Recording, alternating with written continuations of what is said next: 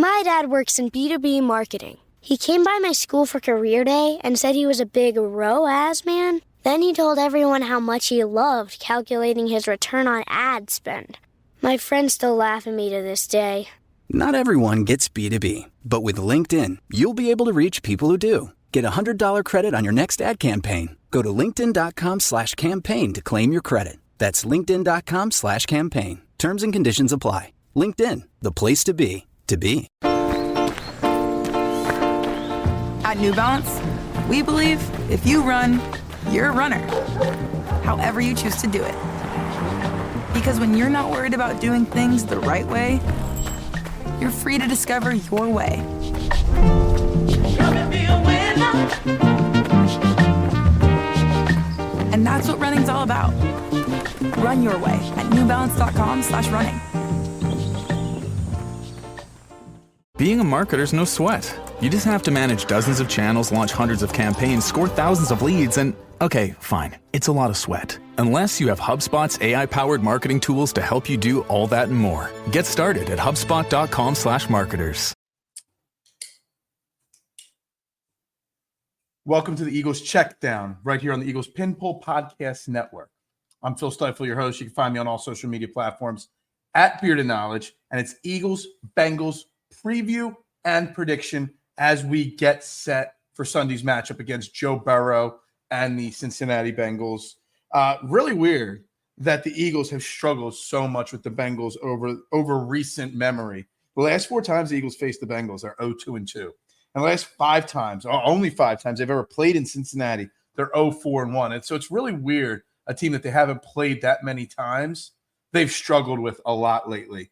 I was listening to a clip on social media from Tyrone Johnson from the Fanatic, the afternoon show.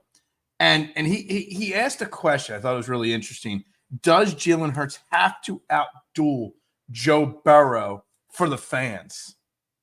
And I thought it was a really interesting question because we're constantly sitting here thinking that Jalen Hurts has to do X, Y, and Z. Jalen Hurts did what we wanted him to do. He had 2 straight turnover-free games, and we won both of them. You don't win against the Bengals by throwing the ball and outdueling Joe Burrow. I'm looking at the numbers. They're one of the worst teams run defense-wise, the Bengals. They've given up 170 yards of rushing to the Pats, 149 to the Chiefs, 155 to the Panthers, 175 rushing yards to the Ravens. All but the Panthers were losses. You beat the Bengals by keeping the ball out of the hands of Joe Burrow. And how do you do that? You do that by running. You lean on Saquon Barkley. You lean on the offensive line that does so well at run blocking. The one big weapon on defense, Trey Hendrickson's got 7 of their 7 of their 12 team sacks. Fred Johnson struggles in pass protection. You don't put them out on the island there. You run the ball where they're effective. That is how you beat this team. So to answer Tyrone's question, we don't even need Jalen Hurts to outduel him. It's this mental thing that the fans have that we want to see Jalen Hurts throw for 350 yards, 5 touchdowns. But that's not the identity of the Philadelphia Eagles. We've wanted them to have an identity. They have an identity, and we're not accepting of that identity because it's not pretty the way Jalen Hurts does it. So that's something to keep in mind. Real quick, from the Thursday practice report, Zach Bond was back as a full participant in practice. Dallas Goedert and Mekhi Becton still are not practicing, so I'd expect them to be ruled out before the weekend for the game. Another little interesting stat, and I want to credit my man Anthony DeBona from PFN and PSN. Vic Fangio did coach against Joe Burrow once a few years ago in 2021 when he was coaching the Broncos. And Joe Burrow and the Bengals won that game 15-10, low-scoring affair. But Vic Fangio's defense was able to hold Joe Burrow to 15-22 passing, 157 yards. They sacked him 3 times. Jamar Chase and T. Higgins, their 2-star wide receivers, had a combined 3 catches for 26 yards.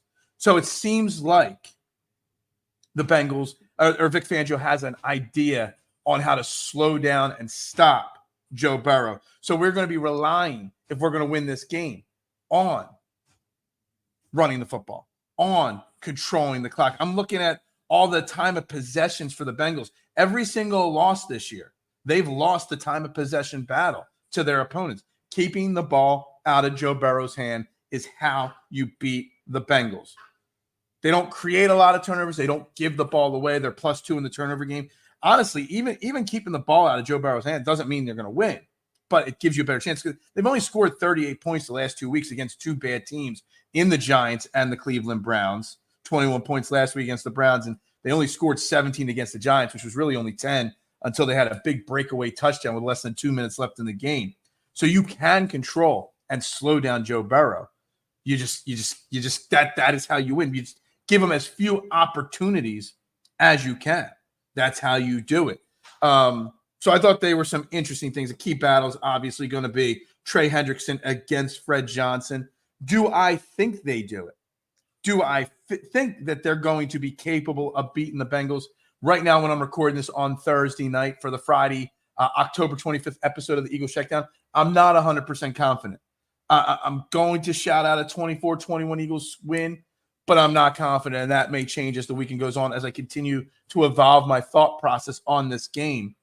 I hope the Eagles can win. I think they can win. I think it's a tough spot for them. They have not had success. I think you're going to hear a lot this weekend about the Eagles not having success in Cincinnati. I think that's going to be an overblown stat. It's just weird by my opinion, but every year they've played only 5 times ever in Cincinnati. So they're not often playing in Cincinnati. So every time it's a different team, a different coach, a different, philosophy. So I think it's just a coincidence there that happens. So right now, Friday morning, when you're listening to this, I'm predicting the Eagles will win 24-21 by keeping the ball out of the hands of Joe Burrow. If it's a 31 kind of point game, or if the Eagles need to score 30+ points, then that means Joe Burrow is actually pushing the tempo of the game and getting a lot of offensive opportunities. In that case, a high-scoring game, I will predict that the Bengals will win it. But if they can keep Joe Burrow 24 points or less, the Eagles win the game. If the Bengals go over 24 points, that's when I think the Eagles have a little bit of trouble there. Last week, there were a lot of bangers on the card in the NFL slate. Every team's playing this week, and I don't see as many good games this week. Obviously, the Bears-Commanders game is a pretty popular game. That's why we're playing at 1 o'clock instead of the original pre-scheduled 4 o'clock. The Bears-Commanders are 2.5-point favorites in Washington. And Sunday Night Football, Dallas at San Francisco. San Fran's a 4.5-point favorite. I don't know how to even predict that game with all the injuries on both sides of the ball and the fact that Dallas just hasn't been good. I believe Dallas is coming off the bye, so maybe that gives them a little bit of a chance there. But if I'm looking at games that I'm really eyeing up this week, to enjoy, that Bears-Commanders game is going to be fun to watch. If Jaden Daniels plays in that game for the Commanders, that is. There's not too many lines I like this week. I do like the Falcons -2.5 at the Bucks. Bucks will be missing Mike Evans and Chris Godwin for a large part of the rest of the year for Godwin, or for Evans, and the rest of the year for Godwin. So that's that. Obviously, we'll be looking at the Miami game with Tua making his return for the Dolphins this week, most likely. That should be an interesting. We got a lot of big lines this week. 11-point line spread. Ravens are favored by 9.5. The Chiefs are favored by 10. Broncos favored by 9.5. So it's a really tough week to bet. But if I'm going to zone in on a line, then yes, I'm looking at the Falcons, 2.5-point dogs. I'll take the Falcons at 2.5 as my lock of the week, guys. This is the Eagles Checkdown right here on the Eagles Pinball Podcast Network. If you want to hear a longer version, just check it out. Trend in the AM, Monday through Friday, 8 a.m. On Friday, I will have Shane Haff from the Pinball Podcast Network helping me break down the Eagles-Bengals game in more detail. The link is down below. Just copy and paste it and go find me on the STT Sports Network on YouTube every single morning, guys. I am Phil Stiefel. Have a great weekend. We will see you Monday for an Overreaction Monday. Go Birds, and bubbles up to you. Imagínate escuchar tu canción favorita como si fuera la primera vez. Te presentamos el totalmente nuevo y reimaginado Nissan Kicks con sonido Bose Personal Plus y bocinas en la parte superior de los asientos para crear una experiencia 360. Jamás has escuchado algo así. Reimagina tu música y tu forma de manejar. Descubre el totalmente nuevo y reimaginado Nissan Kicks en nissanusa.com. Función disponible. Bose es una marca registrada de The Bose Corporation. Imagínate escuchar tu canción favorita como si fuera la primera vez. Te presentamos el totalmente nuevo y reimaginado Nissan Kicks con sonido Bose Personal Plus y bocinas en la parte superior de los asientos para crear una experiencia 360. Jamás has escuchado algo así. Reimagina tu música y tu forma de manejar. Descubre el totalmente nuevo y reimaginado Nissan Kicks en nissanusa.com. Función disponible. Bose es una marca registrada de The Bose Corporation.